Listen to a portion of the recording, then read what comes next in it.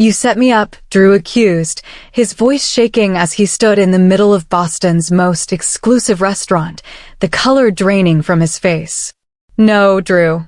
I stood to face him directly, my crimson dress catching the light from the harbor windows. You set yourself up. I made exactly one phone call to verify your story. One simple call that unraveled your entire scheme. Jennifer, the woman he'd left me for, the woman he was supposedly no longer with, stepped closer, her perfectly made-up face contorted with rage. You told me you were meeting investors tonight, she hissed. Instead, you're here with her? After telling her I left you? That we were finished. Drew's eyes darted between us, trapped in the web of his own lies as dozens of industry professionals watched his career implode in real time. I smiled, holding up my phone to display the breaking news headline. Palmer Media awarded exclusive rights to all North Star Telecom marketing. $22 million deal. The truth, I said, my voice steady and clear enough for everyone to hear. You weren't broke. You weren't homeless. You were just cruel. And careless. And now you've lost everything for real. Welcome back to Pure Revenge Stories, my friends. For those of you who've been with me from the beginning, thank you for your continued support. And if you're new here, you're about to witness what happens when manipulation meets its match. Before we dive in, I want to say a prayer for each of you watching today. May your intuition be sharp, your boundaries be strong, and your path be clear of those who wish to use you. May you find the strength to rebuild after betrayal and the wisdom to recognize your own worth.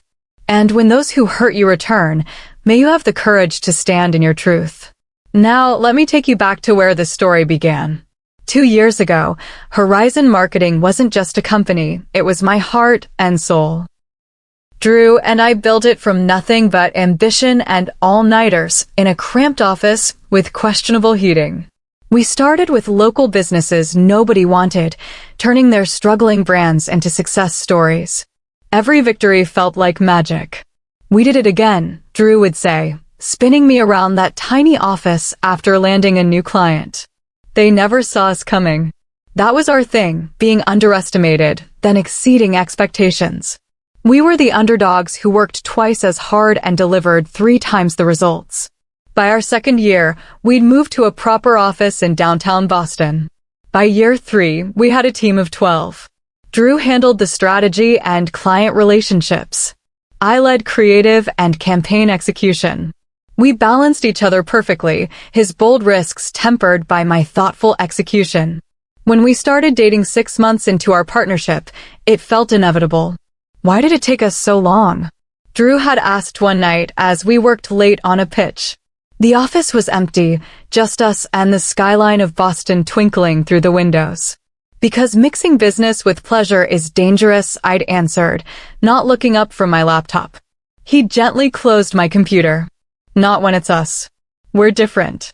That was Drew, confident, persuasive, with those blue eyes that made you believe anything was possible. I fell hard. We became Boston's marketing power couple, featured in local business magazines as the dynamic duo revolutionizing brand strategy. The red flags were there, though I couldn't or wouldn't see them. Like how Drew would take sole credit for campaigns we'd created together. How client contacts gradually shifted to his email instead of our shared account. How he insisted on keeping me away from certain meetings. It's just boring financial stuff, he'd say. You'd hate it. Besides, we need your brilliant mind on the creative. I trusted him completely, with my heart, my company, my future. We got engaged on our 3rd anniversary, a rooftop proposal with the city lights below us. We're unstoppable together, he'd whispered as he slipped the ring on my finger. I believed him. Then came that night. The Westbrook Financial Charity Gala. I arrived late after finalizing our biggest pitch yet for North Star Telecom. Their account would put us on the map nationally. The ballroom glittered with Boston's elite. I spotted Drew immediately, his tall frame and perfect suit unmistakable as he leaned close to a woman near the bar, Natalie Westbrook, daughter of the CEO. She's been all over him all night, a voice said beside me. Riley Thompson, our creative director and my closest friend. Something feels off. It's just business, I replied, ignoring the unease in my stomach. The night continued, Drew mysteriously absent whenever I looked for him. At 11, I needed to find a restroom and took a wrong turn down a quiet hallway. That's when I heard his voice from behind a door left slightly ajar. "One more week," Drew was saying. "Once the North Star deal closes, I'll have controlling interest." "And Vanessa?" A woman's voice, Jennifer, my assistant. "She has no idea. The partnership agreement gives me the right to buy her out after major acquisitions. She'll get a fraction of what the company's worth. And us." Jennifer again. "Once she's gone, we'll expand aggressively. I've already spoken with Westbrook about backing. We're looking at millions, baby." The sound of kissing followed. I stood frozen, my world collapsing around me. "I'm tired of sneaking around," Jennifer complained. "Just a few more days," Drew replied. "She trusts me completely. Always has. It's almost sad how easy this has been." I didn't confront them. Instead, I went home claiming a migraine. Then I called our attorney. The next morning, I arrived at the office before sunrise. By the time Drew strolled in at 9, looking confident and carefree, I had already downloaded critical files and cleared my personal items. The confusion on his face when he saw me sitting with Riley and our lawyer is something I'll never forget. "What's going on?" he asked, eyes darting between us. "I heard you last night," I said simply. "With Jennifer. Every word about forcing me out." His face went blank before the perfect mask slipped back into place. "Vanessa, whatever you think you heard." "I'm invoking Clause 16.4, I interrupted, sliding a document across the table. The blood drained from his face. "Clause 16.4, our emergency dissolution provision. If either partner engaged in actions harmful to the company, the other could force immediate separation of assets." "You can't do this," he stammered. "We have the North Star pitch on Monday." I corrected. "I called them this morning. Told them everything." "You're destroying years of work," he shouted, mask finally cracking. "Are you insane?" "No," I stood, my voice steadier than I felt. "You destroyed it when you plotted to steal my company and replace me with my assistant." What followed was brutal. Drew fought dirty, freezing accounts, calling clients with lies about my mental stability, even approaching my parents with stories about my breakdown. Jennifer was promoted to my position the same week. Most of our staff stayed, having been quietly manipulated against me for months. "He's been telling people you're difficult to work with," Riley told me after submitting her resignation. "That you've been sabotaging accounts." Riley was the only one who left with me. The only one who saw through his perfect facade to the manipulation beneath. By the time the dust settled, I had lost nearly everything: my company, my fiancé, my professional reputation. All I had left was my talent, my determination, and one loyal friend who believed in me when no one else did. But here's what Drew didn't count on. When you strip someone of everything, you leave them with nothing to lose. And someone with nothing to lose can be incredibly dangerous. My new office was my dining room table. My new staff consisted of me and Riley. My new client list was blank. The engagement ring was sold, the proceeds funding our first month of expenses. We named the new agency Palmer Media, my mother's maiden name, a connection to the part of myself Drew couldn't touch. "This is temporary," Riley assured me as we hunched over laptops in my tiny apartment. "We'll get real office space soon." I nodded, though neither of us quite believed it. Boston's marketing world was small, and Drew had been thorough in his character assassination. Former clients wouldn't return my calls. Potential clients had heard things about my instability. Sleep became a luxury. For hours a night if I was lucky, fueled by cheap coffee and sheer stubbornness. I took whatever work came our way, small businesses, one-off projects, things I would have delegated as creative director at Horizon. Nothing was beneath me anymore. "We need to build a portfolio from scratch," I told Riley 3 months in. "Even if it means working for free." We designed pro bono campaigns for local nonprofits, created spec work for brands we admired, networked at every event where Drew wouldn't be present. Slowly, painfully, our reputation grew. The turning point came 9 months after the split. A tech startup called Blue Sky needed crisis management after a product failure. Their regular agency, Horizon, had dropped them, deeming the situation unsalvageable. "We heard you might be hungry enough to take on a lost cause," Blue Sky's CEO said bluntly during our pitch meeting. "Not hungry," I corrected. "Determined. There's a difference." Our strategy was risky but brilliant, owning the failure completely, turning it into a transparent case study on innovation and improvement. Within 3 months, Blue Sky's reputation had recovered and their updated product was outperforming competitors. "How did you pull this off?" their CEO asked over celebration drinks. I smiled. "By understanding that sometimes you have to lose everything to see clearly." Word spread. Small clients became medium-sized ones. Medium became large. By our first anniversary, Palmer Media had a proper office, small but legitimate, and a staff of 6. By 18 months, we'd doubled in size. I still worked relentlessly, but now from a position of growing strength rather than desperate survival. The nightmares about Drew and Jennifer gradually faded. Seeing their photos at industry events stopped feeling like a punch to the stomach. "Have you seen this?" Riley asked one morning, sliding a business journal across my desk. Horizon had lost the Westbrook account, the very relationship Drew had betrayed me to cultivate. "Karma," I murmured, though I took no real pleasure in it. I'd moved beyond wanting revenge. I just wanted to succeed on my own terms. And we were succeeding. Our client retention rate was exceptional. Our campaigns won awards. Most importantly, we built a company culture based on transparency and mutual respect, everything Horizon had lacked under Drew's influence. 22 months after starting over, we moved into our dream office, the top floor of a renovated building overlooking Boston Harbor. Floor-to-ceiling windows, sleek workspaces, a conference room that made clients' eyes widen when they stepped off the elevator. "We did it," Riley whispered during our first morning, watching sunrise glint off the harbor waters. We actually did it. That same week, we landed North Star Telecom, the very account Drew and I had been pitching when everything fell apart. The cosmic symmetry wasn't lost on me. Their marketing director had followed our work with Blue Sky and several other tech clients. "We need innovation with integrity," he explained after signing the contract. Palmer Media seems to understand both. I should have felt completely vindicated. My new company had secured a prestigious account that my old one had failed to land. I had beautiful offices, a growing team of talented people who respected me, and financial security I'd rebuilt from nothing. Yet something still felt unfinished. Not because I wanted revenge, I truly didn't.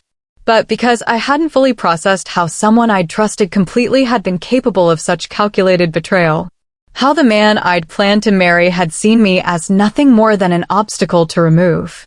"You need closure," Riley suggested during a rare moment of downtime. You never really confronted him. Never got answers. What answer could possibly justify what he did? I asked. She shrugged. None. But sometimes hearing a poor justification helps you accept there was never a good one.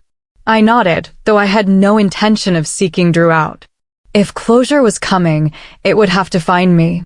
3 days later, it did in the form of an email that made my blood run cold.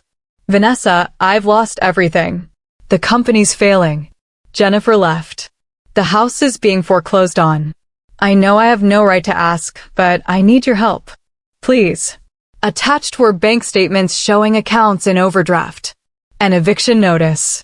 A photograph of belongings piled on a curb. My finger hovered over delete. 2 years of building myself back up had taught me to trust my instincts, and every instinct screamed that this was trouble. But curiosity whispered louder. What could possibly bring Drew Mitchell, proud, ambitious, manipulative Drew, to beg for my help? Was this rock bottom, or something else entirely? I was about to find out. The rain pounded against my apartment windows, providing a fitting soundtrack to the surreal scene unfolding in my living room. Drew Mitchell sat across from me. The man who'd once been the center of my universe, now looking like a shadow of himself. "Please, Vanessa," he whispered, voice breaking. I have nowhere else to go. 3 days had passed since his first email arrived in my inbox.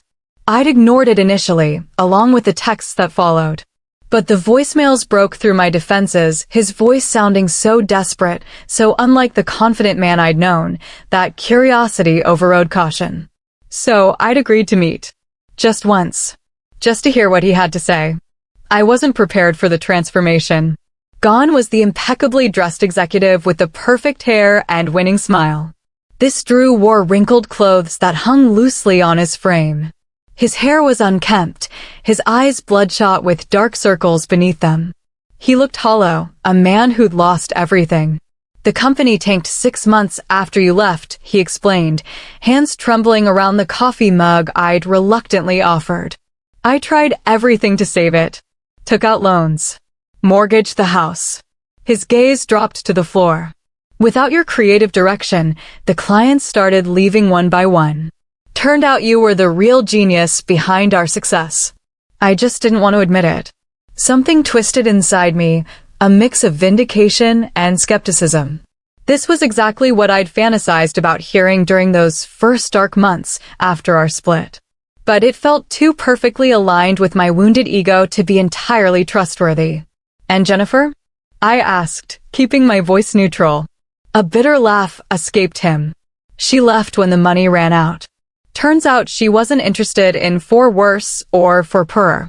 He pulled out his phone, fingers shaking slightly as he navigated to his photos. The bank took the house last week. The image showed his expensive furniture and boxes piled unceremoniously on a suburban curb, the rain-soaked remnants of the life we'd once planned together. Next came bank statements showing a balance of $14.26. Then a formal eviction notice bearing yesterday's date. I'm sleeping in my car, he said softly. Everyone else has abandoned me. Despite everything, something shifted inside me. 2 years had passed. The raw pain had dulled. Seeing him like this, broken, humbled, awakened old protective instincts I thought I'd buried. What exactly do you want from me, Drew? I asked, my voice softer than I intended. Hope flickered across his face. Just a place to stay for a few weeks until I get back on my feet. Maybe you could put in a word at Palmer Media. He hesitated, eyes darting to the floor then back to mine. I heard you just signed North Star Telecom. I know their business inside and out. The mention of my biggest client sent a warning signal through me. Drew had always been strategic. Even at his lowest, his mind would be calculating angles. You want me to recommend you to my biggest client? I know it's asking a lot, he admitted, looking down. But we were magic together professionally, Vanessa. Whatever happened between us personally, we both know that. There was truth there. Before everything fell apart, we'd been an unstoppable team. His strategic mind paired with my creative vision had been a powerful combination. I stood, needing distance. I need some time to think about this. Relief flooded his features. Of course. Take all the time you need. I'm just grateful you're even considering it. As I walked him to the door, he suddenly turned, catching my hand. The familiar touch sent an unwanted jolt through me. I never stopped loving you, Vanessa, he said quietly. Leaving you was the biggest mistake of my life. After he left, I stood in the hallway for several minutes, trying to process what had just happened. The rain continued to beat against the windows, matching the storm of confusion in my mind. I poured myself a glass of wine and sank onto my couch, replaying every moment of our interaction. Something felt off, but I couldn't quite place it. Was it just my lingering distrust after what he'd done? Or something more specific? His appearance had been disheveled, yet his watch, a subtle Patek Philippe I'd given him for his birthday, still gleamed on his wrist. Wouldn't that be the first thing to sell if he were truly desperate? And there was something rehearsed about his desperation, like he'd practiced exactly how to hold the coffee mug so his hands would tremble just the right amount. The way he'd mentioned North Star specifically caught my attention too. Not just any client, but the one we'd been pitching when everything fell apart. The one his company had recently failed to land, according to industry gossip. I took another sip of wine, memory surfacing of Drew's negotiation tactics with difficult clients. The vulnerability play was his specialty, appearing to expose weakness to gain trust. I'd admired his skill once. Now it felt manipulative. Yet doubt crept in alongside suspicion. What if he truly had lost everything? What if this was rock bottom for him, and I turned him away out of vindictiveness? Would I be able to live with that? 2 years ago, I'd walked into our office after hours and found Drew with Jennifer on the couch in his office. The same couch where he and I had shared late-night strategy sessions and stolen kisses between client calls. "This isn't what it looks like," he'd said, the most cliché line possible as he fumbled with his clothes. The weeks that followed were brutal. Drew had pushed me out of our company through a contractual loophole neither of us had ever expected to use. Jennifer was promoted to my former position. Most of our staff sided with them, having been quietly turned against me for months by Drew's subtle manipulations. I'd started over with nothing but my talent and determination, working from my kitchen table, sleeping 4 hours a night, taking any client who would give me a chance. Now Palmer Media occupied the top floor of a downtown building with floor-to-ceiling windows and a view of the harbor. I had everything I'd ever wanted professionally. But personal closure? That remained elusive. I refilled my wine glass, conflicting emotions swirling. Part of me wanted to help him, the part that remembered good moments before the betrayal. Another part screamed this was a trap. A third part, quieter but persistent, whispered that this was my chance to prove I was nothing like him, that I could offer help even to someone who'd hurt me. My thoughts turned to the North Star campaign, our biggest opportunity yet. We were creating their product launch strategy, with access to confidential information about features and timelines. If Drew were somehow gathering intelligence for a competitor. I shook my head. That level of deception seemed far-fetched, even for him. And yet, the Drew I thought I knew would never have betrayed me with my assistant either. The most troubling question remained. What did he really want? A place to stay? Access to my biggest client? Or something else entirely? Whatever his true motives, one thing was clear: I needed advice from someone who'd never been fooled by Drew's charm. Riley? It's me. I need your advice.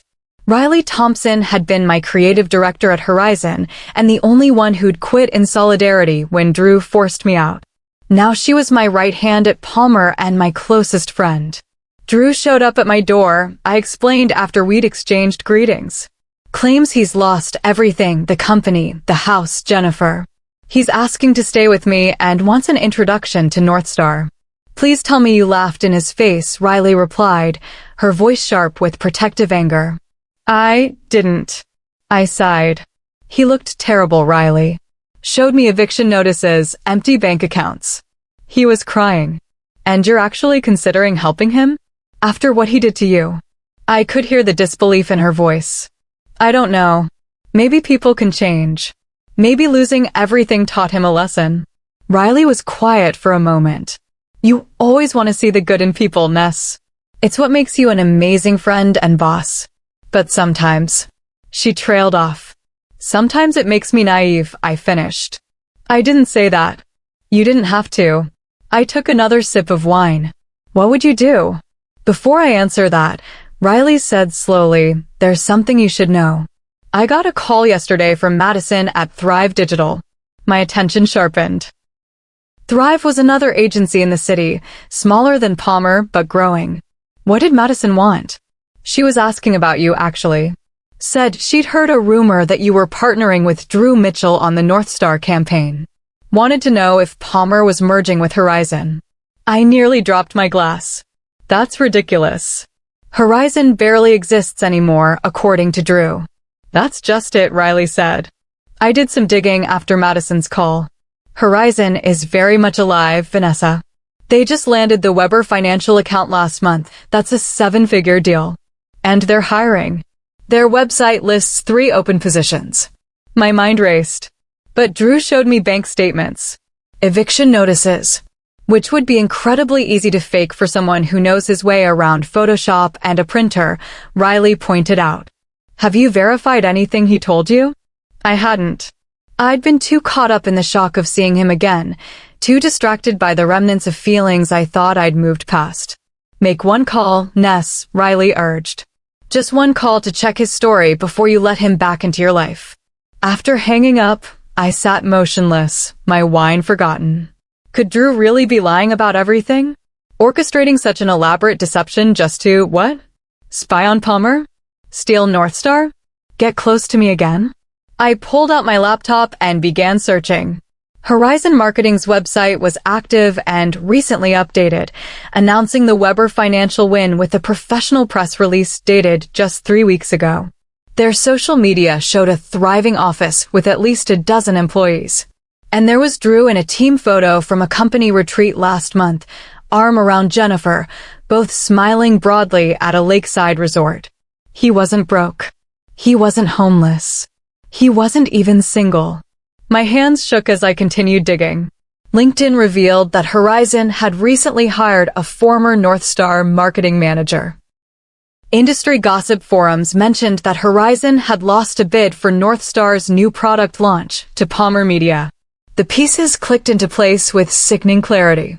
Drew hadn't come to me for help. He'd come to gather inside information on our North Star strategy, to find a way back into the account he'd failed to secure.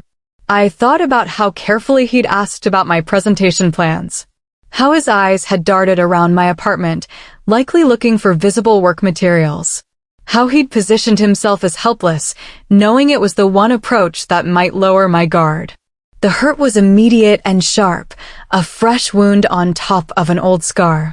But this time, something else rose alongside it, a cold, clear anger.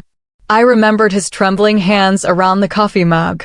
The calculated way his voice broke when he said he had nowhere to go. The practiced vulnerability in his eyes when he mentioned sleeping in his car. All a performance. A masterclass in manipulation from a man who'd built his career on understanding what made people tick. But he'd made one critical mistake.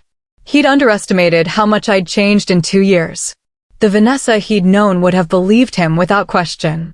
The Vanessa he'd left behind would have been so desperate for validation that she'd have welcomed him back just to prove she was worthy of his return. That Vanessa no longer existed. In her place stood someone stronger. Someone who'd rebuilt from nothing. Someone who now ran the company that had just won the account he'd failed to secure. I picked up my phone again, but this time I wasn't calling for advice. This time, I had a plan forming. Drew Mitchell believed he was the mastermind, pulling strings and manipulating outcomes. He saw me as the same trusting woman he'd fooled before. It was time to show him just how wrong he was. One phone call had unraveled his scheme. Now one more would set my counter-strategy in motion. I scrolled to a contact I'd cultivated carefully over the past 6 months. The person who'd ultimately decided to award Palmer Media the North Star account over Horizon and 3 other agencies. Robert? It's Vanessa Palmer. I need to discuss something sensitive about the North Star campaign. Do you have a moment? Drew Mitchell had taught me many painful lessons. Now it was time to show him exactly how well I'd learned them. The next morning, I arrived at Palmer Media an hour earlier than usual. The quiet office gave me space to think, to plan, to strategize. I stood at the floor-to-ceiling windows, watching Boston wake up as the harbor waters caught the first light of dawn. My conversation with Robert North Star the previous evening had gone better than I could have hoped. As CEO of North Star Telecom, he valued integrity above all else, a principle that had guided his company from startup to industry leader. Let me understand this clearly, he had said after I explained the situation. Your ex-partner falsely claimed financial ruin to gain access to our campaign strategy? That appears to be the case, I'd replied. He showed me fraudulent bank statements and eviction notices. Meanwhile, his company is actively hiring and recently landed a major account. Robert had been quiet for a moment. Thank you for bringing this to my attention, Vanessa. Integrity matters to me. It's one of the reasons we chose Palmer. I wanted you to hear it from me directly. I appreciate that, he'd said. You know, we've been considering consolidating all our marketing efforts under one agency. This just makes the decision easier. The elevator doors opened, interrupting my thoughts. Riley stepped out, 2 coffee cups in hand. "You're here early," she observed, handing me one. "Plotting revenge?" "Justice," I corrected, accepting the coffee. "There's a difference." We moved to my office, closing the door despite being alone in the building. "Robert Northstar is awarding us their entire portfolio," I said quietly. "All marketing channels, all product lines. The contract will be announced tomorrow morning." Riley's eyes widened. "That's a $20 million account." 22, I corrected. And yes, Drew's deception was the catalyst. Robert values honesty, and apparently, Horizon's pitch meeting left him with concerns about their transparency. "So what's the plan?" Riley asked, settling into the chair across from my desk. "You're not just going to text Drew the news, are you?" I smiled. "No. I'm going to do exactly what he would do, create the perfect stage for maximum impact." Over the next hour, we outlined a strategy worthy of Drew himself, calculated, deliberate, with multiple contingencies. By the time our team began arriving, we had every detail in place. "I'll make the reservation at the Harborview," Riley said as we wrapped up. 7 p.m.? I nodded. "Perfect. And you'll handle the other arrangement. Madison is already on board. She owes me a favor, and she's no fan of Drew either. Jennifer will definitely be there." The Harborview was Boston's most exclusive restaurant, with a month-long waiting list, unless you happened to be a regular client who brought valuable business their way, as Palmer Media did. The central tables were visible from every corner of the dining room, making them perfect for our purposes. I texted Drew, "I've thought about your situation. Let's meet for dinner to discuss how I might help." The Harborview at 7. His response came immediately. "That would be amazing. Thank you, Ness. See you at 7. Throughout the day, I moved through meetings and client calls with unusual focus. My team noticed something was different, an electricity in the air, a sense of anticipation they couldn't quite place. "Big plans tonight?" asked Mark, our art director, as I reviewed his designs with more intensity than usual. "You could say that," I replied. Sometimes opportunities present themselves at the perfect moment. At 5, I left the office to prepare. This wasn't just dinner, it was a statement. Every detail needed to be deliberate, from my appearance to the timing of each revelation. I chose a crimson dress that commanded attention, structured, confident, the antithesis of the vulnerable woman Drew had manipulated. My hair, makeup, and accessories were equally strategic, polished, powerful, unmistakably successful. The diamond earrings I'd bought myself after landing my first major client completed the look.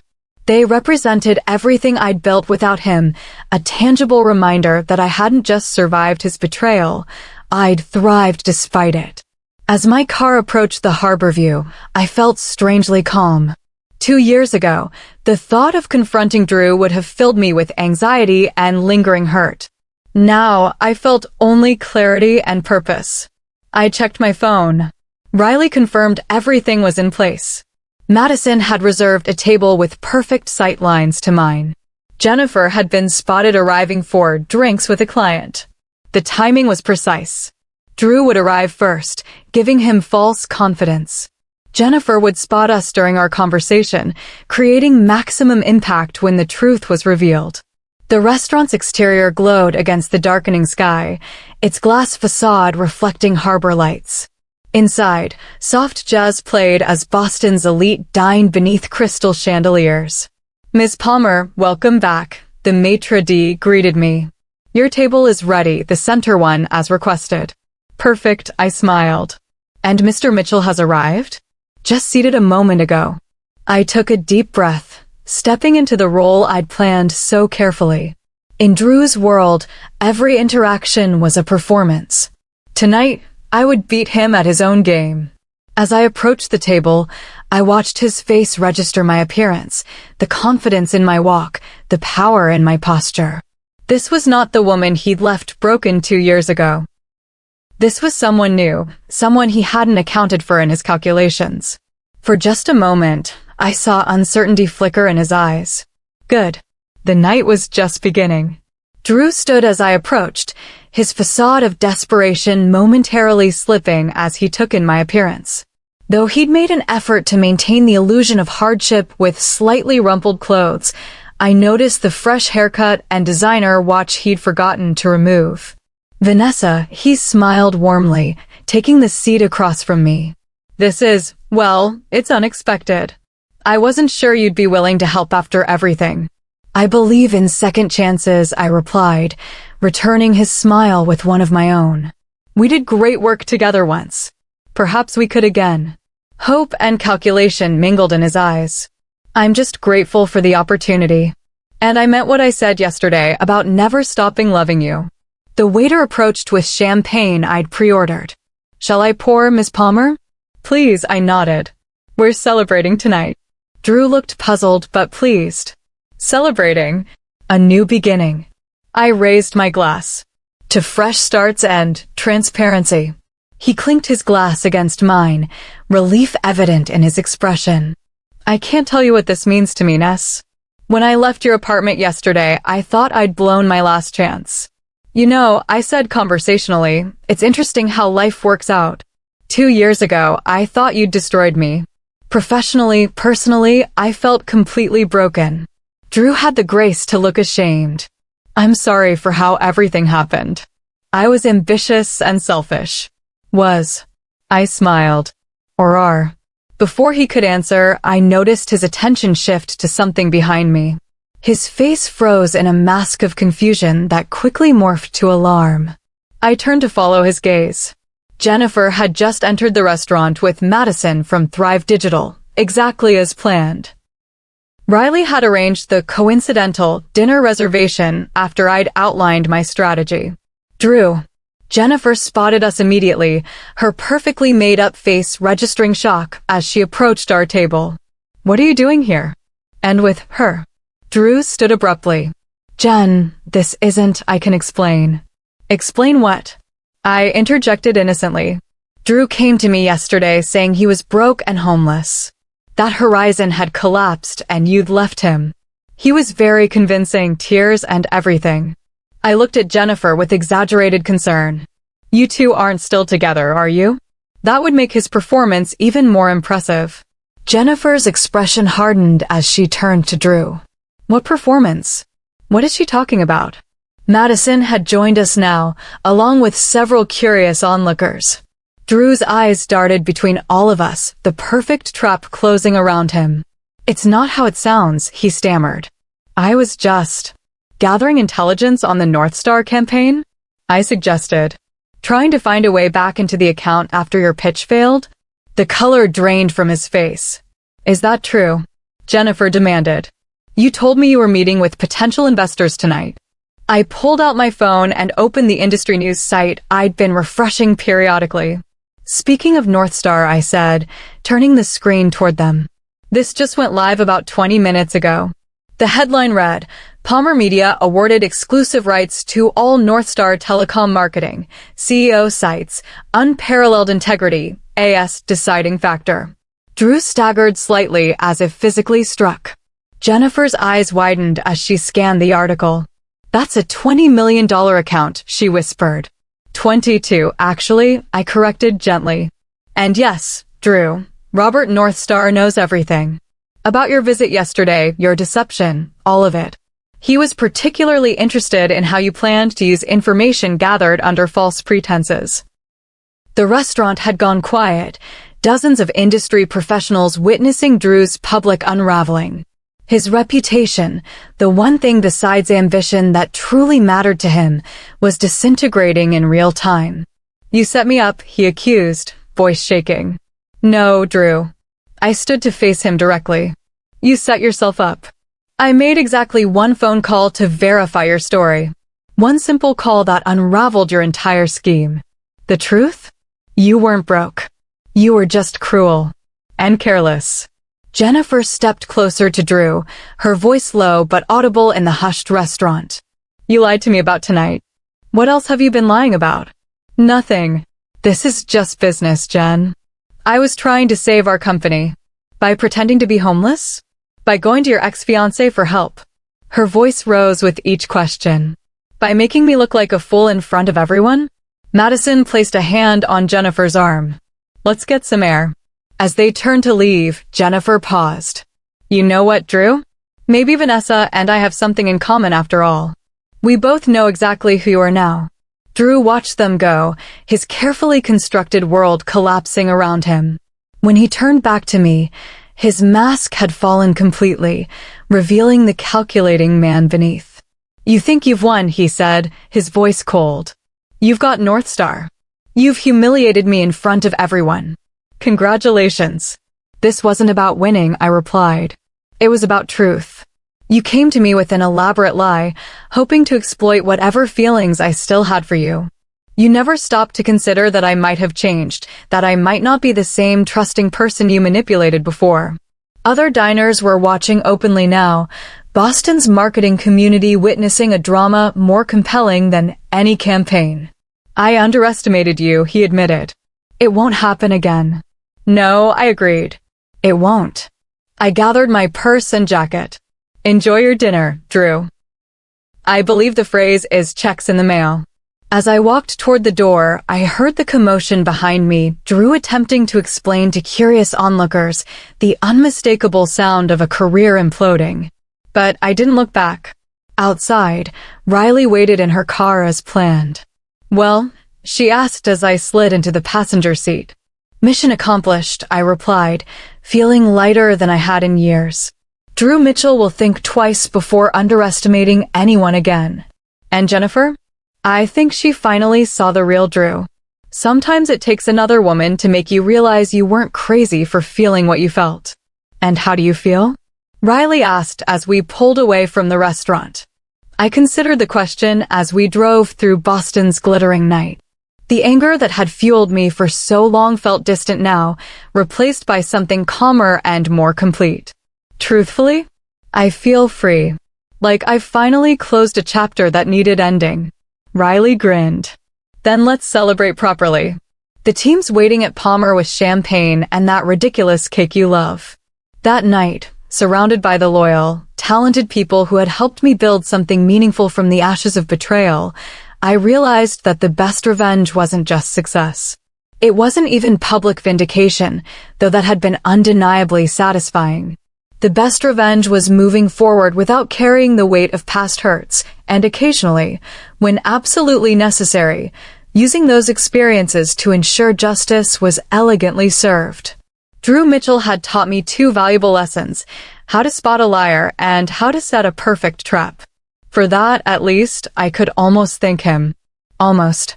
As I sit in my office today, watching the sun glint off Boston Harbor, I think about the journey that brought me here. Not just the professional success, the growing client list, the industry awards, the profile in Business Weekly, but the personal growth. 2 years ago, I was shattered by betrayal. Today, I understand that Drew's deception wasn't a reflection of my worth, but of his character. The woman who desperately needed his validation no longer exists.